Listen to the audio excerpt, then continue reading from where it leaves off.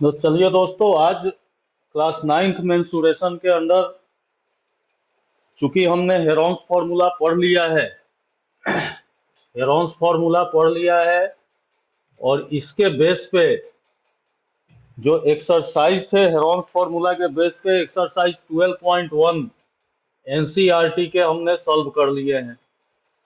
अभी next topic जो हमारा है मेंसुरेशन चैप्टर में क्लास नाइन्थ के कि application of Heron's formula in finding area of the quadrilaterals.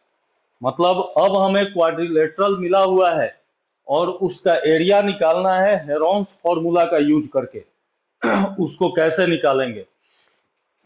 Simply इस चीज को ऐसे समझते हैं कि मान लीजिए कि कोई क्वाड्रिलेटरल दिया हुआ है।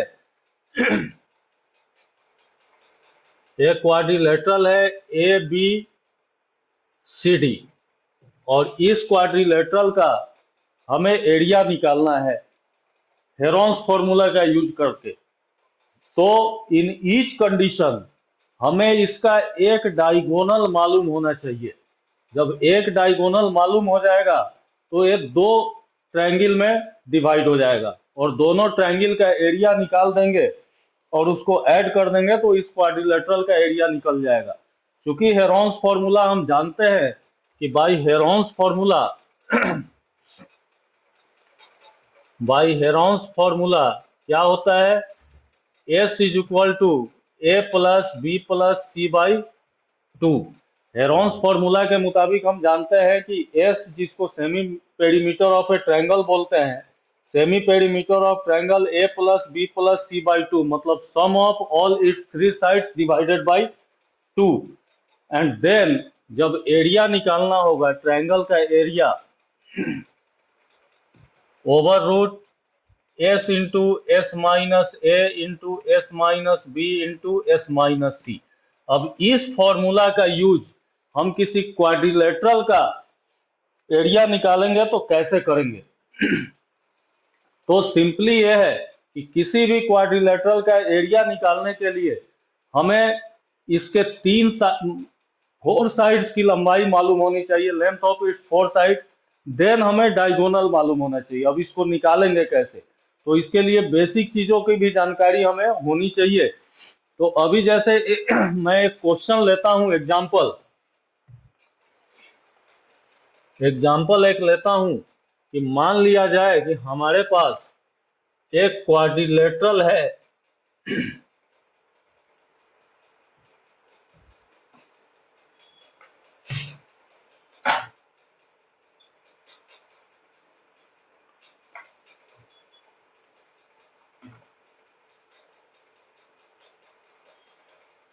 ए बी सी डी एक क्वाड्रिलेटरल है और इसका एरिया निकालना है, जिसमें ए बी जो है इस 4 सेंटीमीटर है, बी सी 5 सेंटीमीटर है।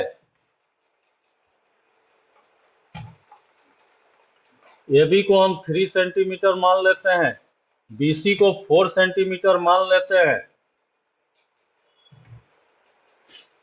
ये सी डी 5 सेंटीमीटर और ये हो गया 6 सेंटीमीटर 80। अब इसे हमें एरिया निकालना है और ए जो है इस क्वाड्रिलेटरल में राइट एंगल ट्रायंगल है। मतलब कि in quadrilateral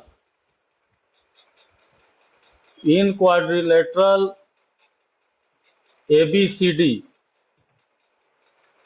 A B is equal to 3 centimetre, B C is equal to 4 centimetre, C D is equal to 5 centimetre, D A is equal to 6 centimetre, angle A B C is equal to 90 degree. Then by using Heron's formula,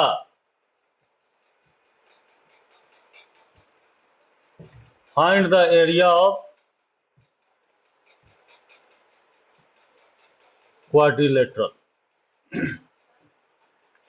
अब हम इस example के help से देखते हैं कि हम Heron's formula का यूज करके कैसे इस क्वाड्रिलेटरल का एरिया निकाल पाते हैं। Since A B C, angle A B C जो है ये 90 डिग्री है। जब angle A B C 90 degree है तो ए और सी को मिला दीजिए, ए और सी इसका डायगोनल हो गया। तो क्या हो जाएगा,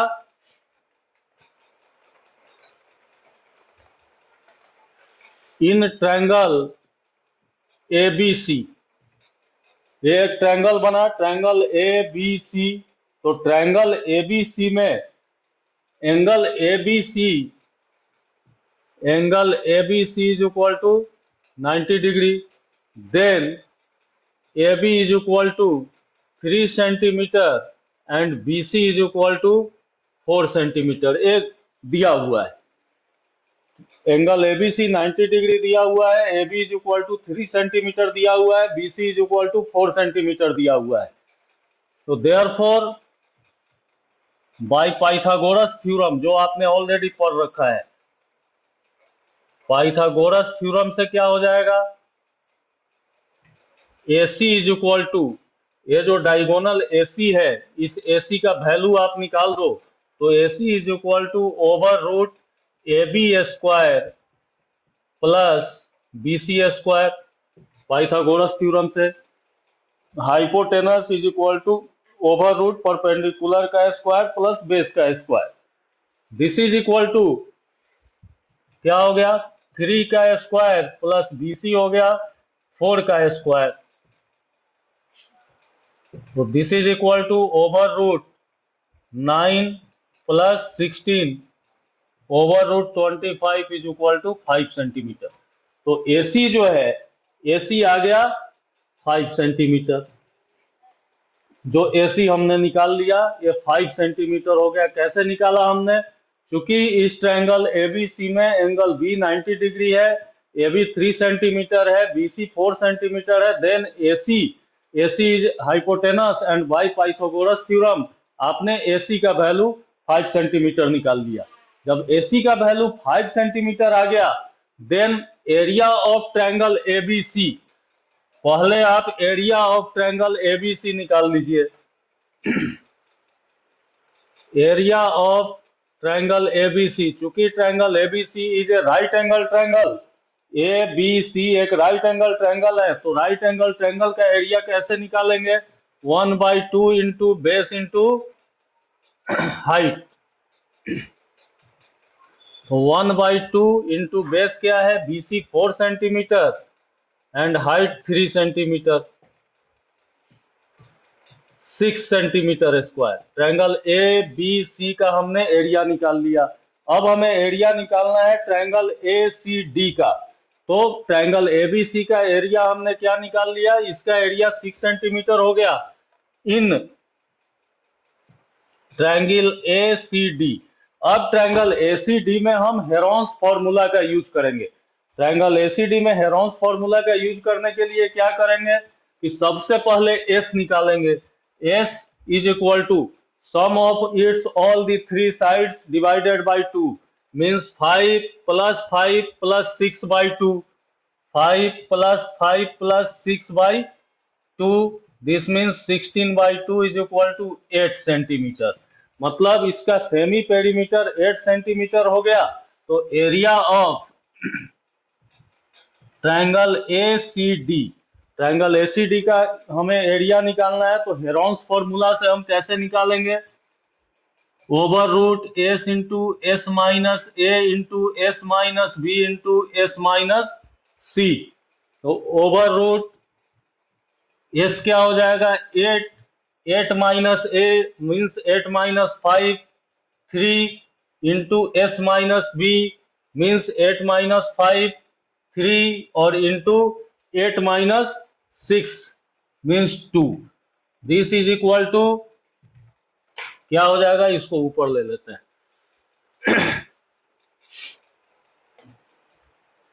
this is equal to 8 into 3 into 3 into 2, 8 2 जा 16, ओवर रूट 16 क्या हो जाएगा 4, और इंटू 3 इंटू 3 है तो 1 3 निकल जाएगा। तो this is equal to 12 centimetre square. तो इस ट्रायंगल एबीसी का एरिया हमने क्या निकाला 6 सेंटीमीटर स्क्वायर, और ट्रायंगल एसीडी का एरिया हमने by the use of Heron's formula क्या निकाल लिया 12 सेंटीमीटर स्क्वायर। तो therefore area of quadrilateral ABCD is equal to area of triangle ABC plus area of triangle ACD. This is equal to area of triangle ABC 6 centimeter square और plus area of triangle ACD 12 centimeter square means 18 centimeter square. That's your answer. तो इस तरह से हम Heron's formula का use करते हैं। Let us take another example. एक और एग्जांपल लेते हैं, इससे और ज्यादा क्लियर होगा आपको कि हेरोन्स फॉर्मूला का क्या यूज है क्वाड्रिलेटरल का एरिया निकालने के लिए। एक और एग्जांपल लेते हैं। क्वेश्चन है कि Sanya has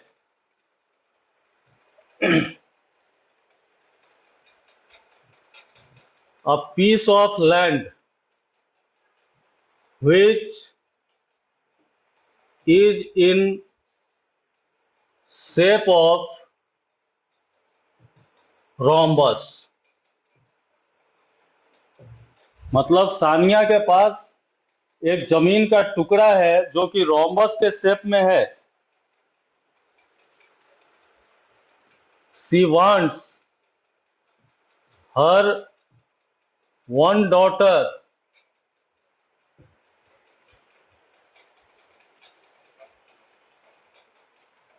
and one son to work on the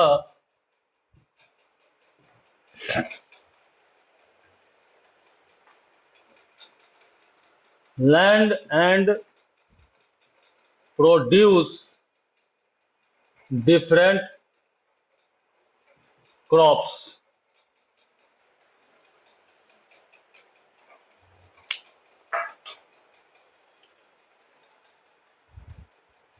She divided the land in 2 equal parts।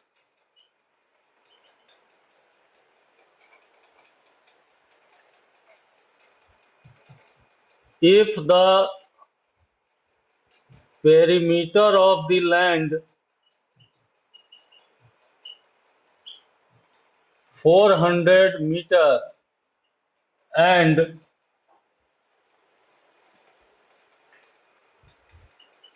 one of the diagonal is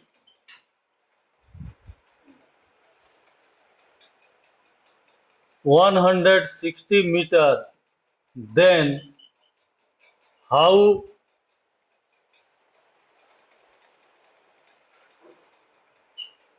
much area each of them will get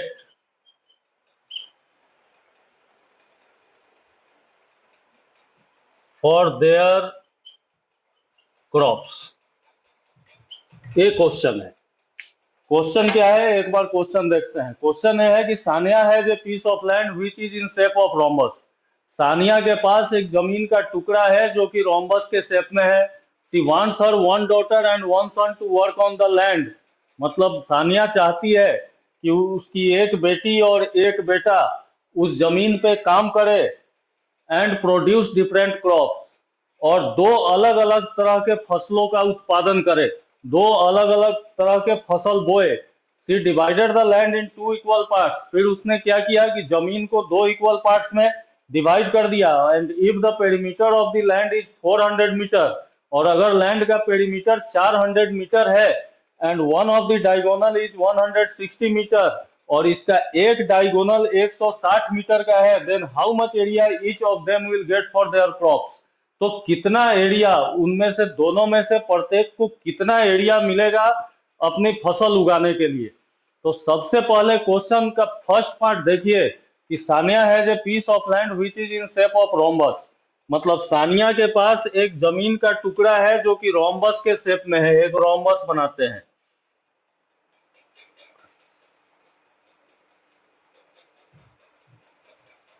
A B C D एक rhombus है, मतलब जमीन का टुकड़ा इस shape में है, rhombus के शेप में। रोम्बस किसको कहते हैं? रोम्बस एक वैसा क्वाड्रिलेटरल होता है जिसके चारों साइड्स जो है आपस में एक दूसरे के इक्वल होते हैं और एंगल 90 डिग्री नहीं होता है, उसी को रोम्बस बोलते हैं।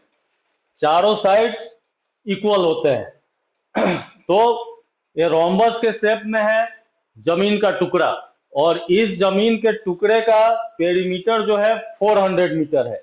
अगर पेरीमीटर 400 मीटर है मींस कि चूंकि चारों साइड्स इक्वल हैं रोम्बस के, तो 100 मीटर ए हो गया, 100 मीटर ए हो गया, 100 मीटर एंड 100 मीटर, मतलब each of the sides are 100 metres. Why?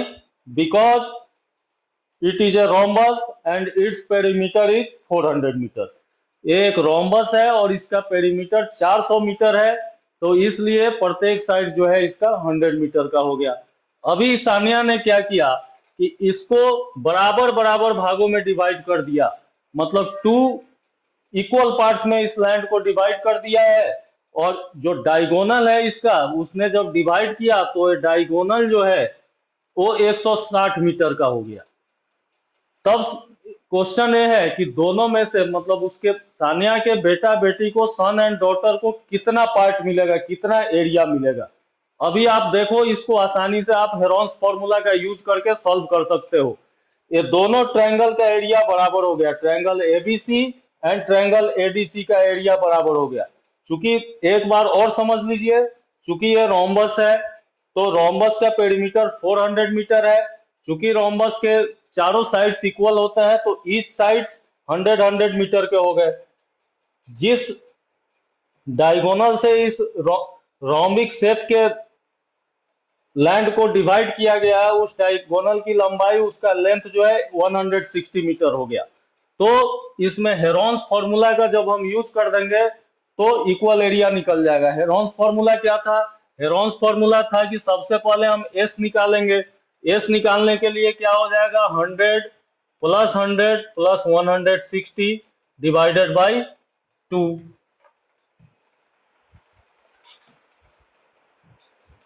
Divided by 2 means ए हो गया 100, 100, 200 एंड 160, 360 बाई 2, 180 मीटर। इस ट्रायंगल एबीसी को ले लीजिए या ट्रायंगल एडीसी को ले लीजिए, जिसको भी ले लीजिए। फिर इसका जब हम एरिया निकालेंगे तो एरिया क्या होता है? S into s minus a into s minus b into s minus c, ये इसका एरिया होता है। तो एस क्या है? एक्स है 180 मीटर, 180 इंटू एस माइनस ए, मतलब 180 माइनस 100, 80, फिर 80 और इंटू 160, 20। इसको सॉल्व कर देंगे तो सन और डॉटर को जितना इसका एरिया आएगा एक ट्रायंगल का, वही एरिया सन को भी मिलेगा, एरिया डॉटर को भी मिलेगा टू प्रोड्यूस देयर क्रॉप। तो इस तरह से हम क्वाड्रिलेटरल का जब निकालेंगे एरिया तो हेरोन्स फॉर्मूला का। अब नेक्स्ट एपिसोड में एक्सरसाइज 12.2 को हम सॉल्व करेंगे, एनसीईआरटी का एक्सरसाइज 12.2, जिसमें हम हेरोन्स फॉर्मूला का यूज करेंगे to find the area of quadrilateral.